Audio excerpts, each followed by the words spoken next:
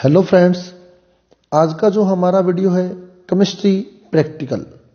सबसे पहली बात मैं आपसे करना चाहूँगा कि इस वीडियो में मैं न केवल केमिस्ट्री के जो प्रैक्टिकल का सिलेबस है उसकी चर्चा करने जा रहा हूँ, बल्कि इसमें हम कैसे 10 प्रयोग करवाएं, क्योंकि समय कम है तो स्टूडेंट्स को हमने 10 प्रयोग करवाने हैं इस समय के अंदर। और हम कौन कौन से 10 प्रयोग का चयन करें कि स्टूडेंट्स जो है केमिस्ट्री के सारे प्रैक्टिकल कवर कर ले। तो उसकी चर्चा मैं अब आपसे करूंगा आज कि कौन से एक्सपेरिमेंट हमें करवाने चाहिए। तो साथियों, इससे पहले भी मैंने हमारे सब्जेक्ट से रिलेटेड जो भी लेटेस्ट अपडेट मिल रहा है उसके वीडियो अपलोड किए हुए हैं। इसके अलावा थ्योरी के भी बहुत से चैप्टर के वीडियो मैं अपलोड कर चुका हूं, जिसमें solid state, electrochemistry, chemical kinetics, coordination compound, biomolecules, surface chemistry के कुछ वीडियो अपलोड कर चुका हूं। उसमें मैं पीबलो के कुछ वीडियो अपलोड कर चुका हूं, बाकी अभी कंटिन्यू वीडियो अपलोड कर रहा हूं। तो यदि आपको मेरे वीडियो बेनिफिशियल लग रहे हैं तो कृपया मेरे यूट्यूब चैनल को सब्सक्राइब कर दीजिए ताकि लेटेस्ट अपडेट आप तक पहुंचता रहे। और प्रैक्टिकल की कड़ी में मैं बता दूं आपको, 2 या 3 दिन के अंदर मैं ये जो 10 एक्सपेरिमेंट है इसकी एक फाइल जो है पूरी कंप्लीट करके आपको प्रिंटेड फाइल अवेलेबल करवा दूंगा, उसका भी वीडियो मैं अपलोड कर दूंगा। तो सब्सक्राइब कर दें मेरे यूट्यूब चैनल को ताकि आप लोग लगातार लेटेस्ट अपडेट के साथ जुड़े रहें। तो अब बात कर रहे हैं हम सबसे पहले तो क्या परिवर्तन किया गया है अजमेर माध्यमिक शिक्षा बोर्ड राजस्थान के द्वारा हमारे रसायन विज्ञान के प्रायोगिक परीक्षा 2021 के लिए। तो पहला जो एक्सपेरिमेंट होता है हमारा इसमें अनुमापन का, उसमें कोई परिवर्तन नहीं किया गया है। जैसा वो एक्सपेरिमेंट था वैसे के वैसे जितने एक्सपेरिमेंट उसमें थे वो सारे एक्सपेरिमेंट हमारे सिलेबस का हिस्सा हैं। तो उनमें से कोई भी प्रैक्टिकल नहीं हटाया गया है। हो सकता है आने वाले समय में माध्यमिक शिक्षा बोर्ड प्रैक्टिकल की संख्या में कुछ और कमी कर दे, लेकिन हाल फिलहाल जो सूचना है, जो न्यूज है वो यही है कि अनुमापन में कोई परिवर्तन नहीं किया गया है।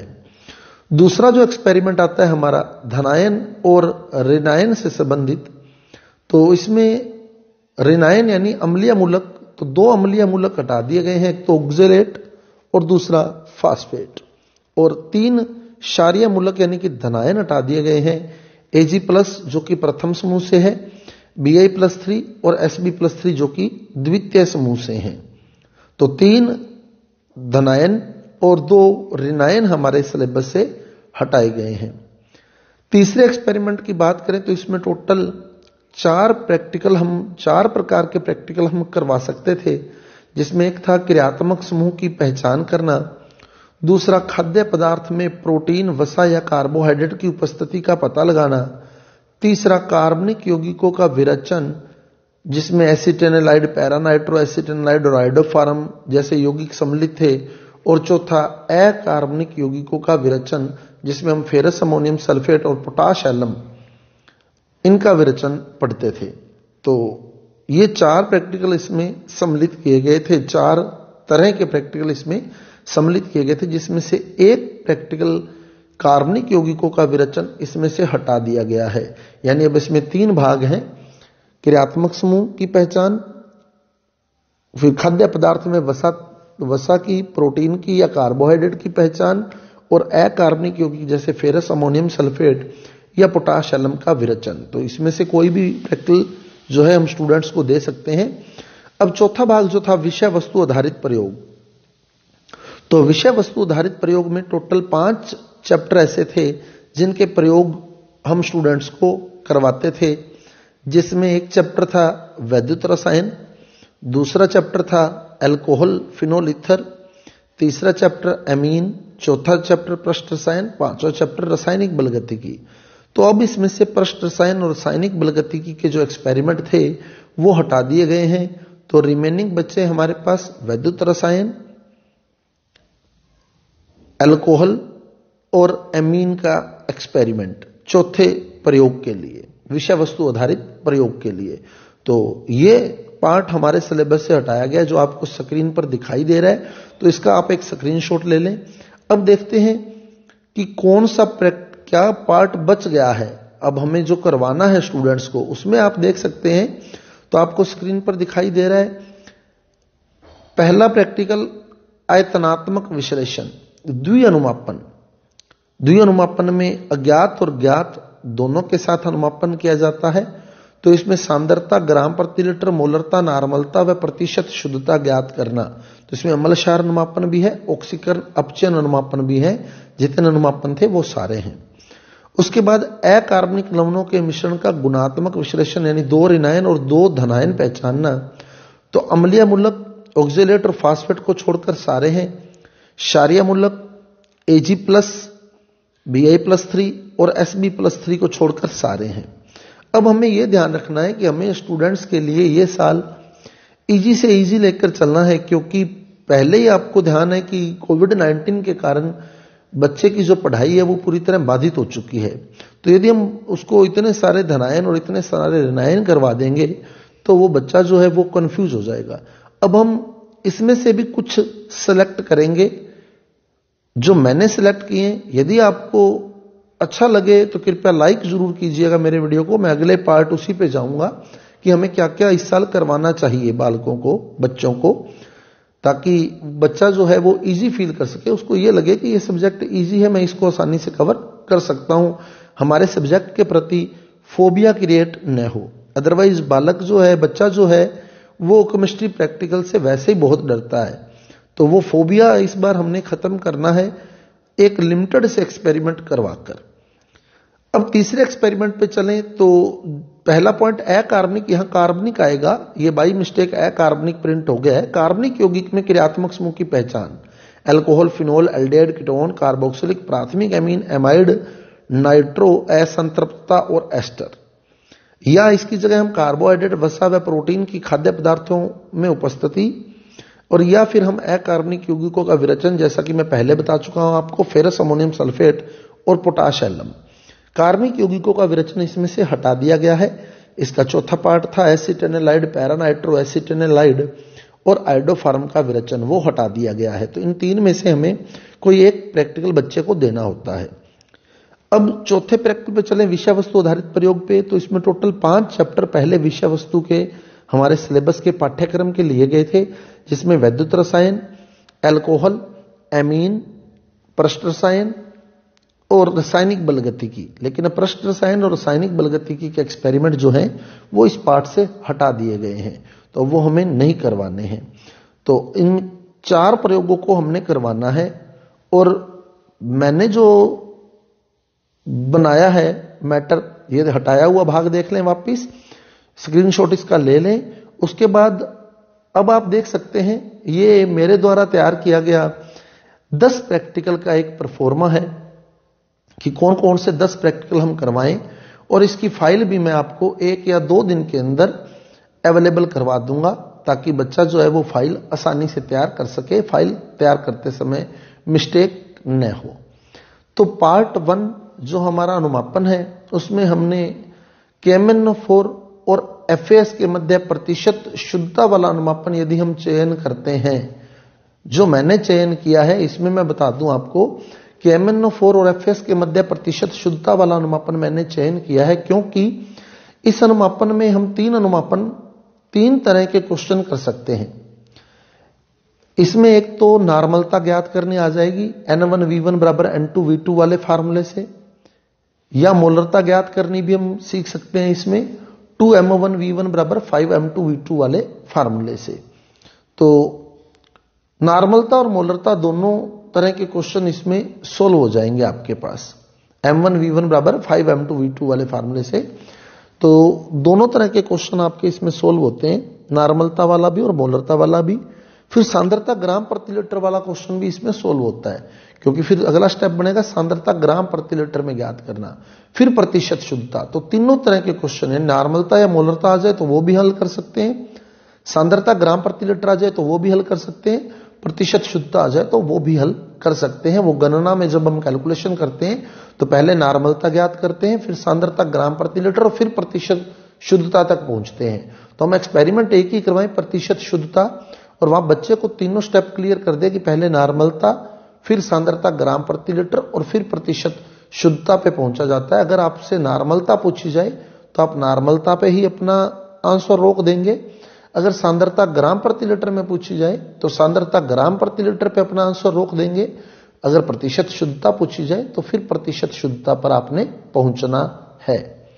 अब बात करें हम धनायन और ऋणायन की, तो धनायन और ऋणायन में मैं बता दूं आपको, मैंने जो चयन किया है इसमें से 2 ऋणायन दुर्बल अम्लीय समूह यानी तनु समूह के चयनित किए हैं, एक तो कार्बोनेट और एक एसिटेट। बाकी छोड़ दिया मैंने, सल्फाइड छोड़ दिया, सल्फाइड छोड़ दिया, नाइट्राइट छोड़ दिया, तो वो धनायन मैंने छोड़ दिए हैं। सल्फाइड, सल्फाइड, नाइट्राइट वो नहीं किए हैं। इसमें 2 ही ऋणायन मैंने उठाए हैं दुर्बल समूह के, एक तो कार्बोनेट और एक एसिटेट।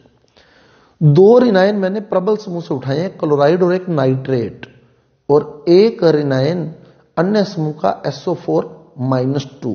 तो ऋणायन मैंने तीनों समूह से लिए हैं। देखो समूह कोई भी नहीं छोड़ा, दुर्बल, प्रबल, अन्य तीनों प्रकार के समूह लिए हैं। धनायन जो है मैंने हर समूह से 1 लिया है।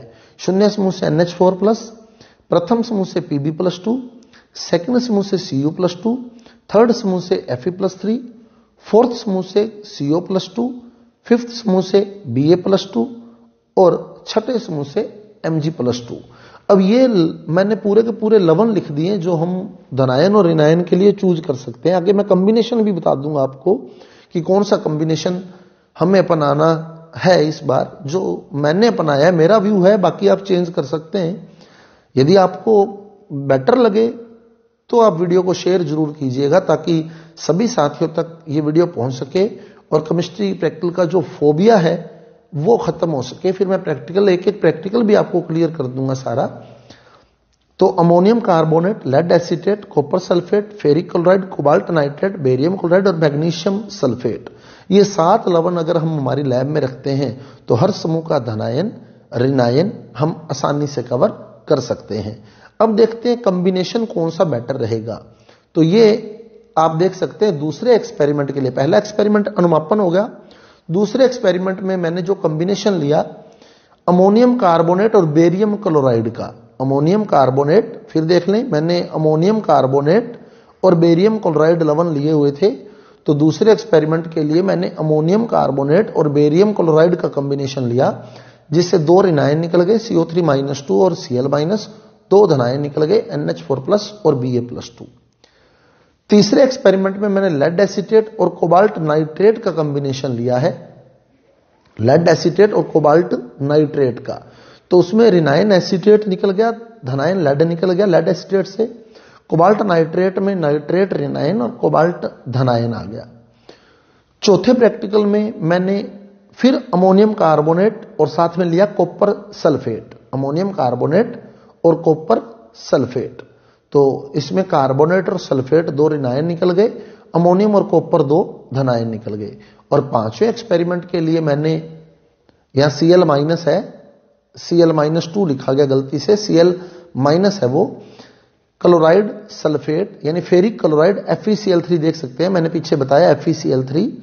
FeCl3 और मैग्नीशियम सल्फेट का चयन किया तो FeCl3 में Cl- आ गया, तो ये करेक्शन कर लेना थोड़ी, Cl- आएगा यहां, Cl- SO4-2 Fe+3 और Mg+2। तो ये 5वां एक्सपेरिमेंट हमारा कवर हो गया। अब पार्ट 3 पे चले, क्रियात्मक समूह की पहचान। तो इसमें मैंने 4 एक्सपेरिमेंट उठाए हैं। COOH यानी कार्बोक्सिलिक समूह, AROH यानी फिनोलिक समूह, CHO यानी एल्डिहाइडिक समूह, ARNH2 यानी एरोमेटिक एमीन समूह। अब यहां भी मैं क्लियर कर देना चाहूंगा आपको कि हमारे पेपर के अंदर आता है प्रत्येक बच्चे को तीसरा एक्सपेरिमेंट अलग अलग दिया जाए। तो यहां इस बार हमें थोड़ा लूज होने की आवश्यकता रहेगी। जो भी साथी मेरा, चाहे मैं ही एक्सटर्नल के रूप में कहीं जाऊं, तो यहां थर्ड प्रैक्टिकल में हमें थोड़ा इस बार लूज होने की आवश्यकता रहेगी, क्योंकि इतने एक्सपेरिमेंट जो है बच्चे को नहीं करवा सकते हम, क्योंकि एक हफ्ते में अगर एक बच्चा लैब के अंदर जाता है तो वो इतने एक्सपेरिमेंट नहीं कर पाएगा कि हम सारे ही उसको क्रियात्मक समूह करवा दें। तो 6, 7, 8, 9 एक्सपेरिमेंट जो है वो क्रियात्मक समूह में कवर हो जाएंगे। हाँ, यहां एक ऑप्शन ये बनता है, जैसे आप मान लो एक समूह को COOH करवा दिया आपने, 10 बच्चे आपकी लैब में गए, आपने COH करवा दिया, 10 बच्चों को फिनोल करवा दिया, 10 बच्चों को एल्डेड करवा दिया, 10 बच्चों को एमीन करवा दिया। ये तो एक ऑप्शन है। 40 बच्चे अगर हैं, अगर मान लो 40 बच्चे आप चाहते हैं कि नहीं मैं तो ज्यादा एक्सपेरिमेंट करवाऊंगा, सबको अलग अलग दूंगा, तो आप 40 बच्चे हैं तो 4-4 के ग्रुप बना दें, 4-4 बच्चों के ग्रुप बना दें। तो 4 बच्चों को कार्बोक्सिलिक करा दें, 4 बच्चों को फिनोलिक करवा दें, 4 को एल्डेडिक करा दें, 4 को एमीन करवा दें, फिर 4 को नाइट्रो उठा देना, 4 को कीटोन करवा देना, 4 को अल्कोहल करवा देना, 4 को एस्टर, 4 को असंतृप्तता और 4 को एमाइड। तो 10 प्रैक्टिकल फिर अलग अलग हो जाएंगे सबके पास। लेकिन अगर इसी तरीके से चले हम तो थोड़ा इजी रहेगा बच्चों के लिए भी। जैसा कि मैं पहले बता चुका हूं आपको, इस बार हमें फोबिया खत्म करना है बच्चे का, कि कहीं वो भयभीत ना हो जाए केमिस्ट्री प्रैक्टिकल से कि बहुत टिपिकल है। क्योंकि ज्यादातर ये होता है, पहले तो क्या होता है हमारे पास पूरा साल होता है, लेकिन इस बार पूरा साल हमारे पास नहीं है, 3 या 4 महीने जिसमें हमने थ्योरी भी करानी है और प्रैक्टिकल भी करवाना है। अब चौथे प्रैक्टिकल पर चले, विषय वस्तु आधारित प्रयोग, जिसपे मैंने डेनियल सेल का निर्माण उठाया है। यहां सांद्रता के साथ परिवर्तन नहीं लिया मैंने विद्युत वाहक बल में, डेनियल सेल का निर्माण और विद्युत वाहक बल का मापन। यानी बच्चा डेनियल सेल बनाएगा और कुंजी लगाकर उसका विद्युत वाहक बल नोट करके एक्सटर्नल को यानी टीचर को दिखा देगा कि 1.10 वोल्ट डेनियल सेल का विद्युत वाहक बल आ रहा है। 10वां एक्सपेरिमेंट मैंने एक ही उठाया है। यहां हम ऑप्शन में भी रख सकते हैं, जैसे एक बैच को, जैसे मान लो मंडे को बच्चे आए उनको डेनियल सेल करवा दिया, ट्यूसडे को जो बच्चा आया उनको एल्कोहल वाला प्राथमिक द्वितीयक तृतीयक एल्कोहल वाला प्रैक्टिकल करवा दिया, वेडनेसडे को जो बच्चा आया उसको प्राथमिक द्वितीयक तृतीयक एमीन वाला प्रैक्टिकल करवा दिया। तो फिर वो कई कॉम्बिनेशन बन जाएंगे। प्रैक्टिकल तो उसके 10 ही रहने हैं लेकिन कॉम्बिनेशन कई हो जाएंगे। तो हाल फिलहाल मैंने एक ही एक्सपेरिमेंट यहां रखा है, डेनियल सेल का निर्माण तथा विद्युत वाहक बल का मापन। तो इस प्रकार हम 10 प्रैक्टिकल के अंदर फिर देख लें। पहले अनुमापन करें प्रतिशत शुद्धता वाला, 7 लवण आपके पास रखें। तो जो एक्सपेरिमेंट मैंने दिया है दूसरा, तीसरा, चौथा और 5वां, इसमें आप देख सकते हैं शून्य समूह, प्रथम समूह, द्वितीय समूह, तृतीय समूह, चतुर्थ समूह और पंचम समूह और षष्टम समूह, सारे समूह मैंने कवर कर दिए धनायनों के। और इन आयनों में मैंने दुर्बल, प्रबल और अन्य तीनों समूह कवर कर दिए हैं। तो इन 4 एक्सपेरिमेंट में ही दूसरे, तीसरे, चौथे और 5वें में सारे धनायनों के समूह और ऋणायनों के समूह जो है वो कवर अप हैं। तो उसमें आपको कोई समस्या नहीं रहने वाली है किसी प्रकार की। फिर तीसरे एक्सपेरिमेंट में 4 क्रियात्मक समूह मैंने उठाए हैं और चौथे में एक एक्सपेरिमेंट उठाया, डेनियल सेल का निर्माण तथा विद्युत वाहक बल का मापन। तो इस प्रकार 10 एक्सपेरिमेंट के अंदर हम बच्चे की फाइल आराम से तैयार करवा सकते हैं, जिसमें से हमने क्रियात्मक समूह भी 4 प्रकार के उठाए, धनायन ऋणायन तो हर समूह से एक उठाया है, लेकिन अनुमापन एक करवाना है प्रतिशत शुद्धता वाला ही। तो उसमें कई कवर हो जाएंगे, बाकी अनुमापन समझाते टाइम मैं आपको और क्लियर कर दूंगा। तो साथियों, ये था हमारा आज का वीडियो कि क्या बोर्ड ने हटाया, क्या वर्तमान में बचा और क्या हमें करवाना चाहिए बच्चे को। तो यदि आपको मेरा वीडियो अच्छा लगा है, बेनिफिशियल लगा है, तो कृपया मेरे वीडियो को लाइक कीजिए, शेयर कीजिए, मेरे चैनल को सब्सक्राइब कीजिए। मिलते हैं अगले किसी वीडियो के साथ। धन्यवाद।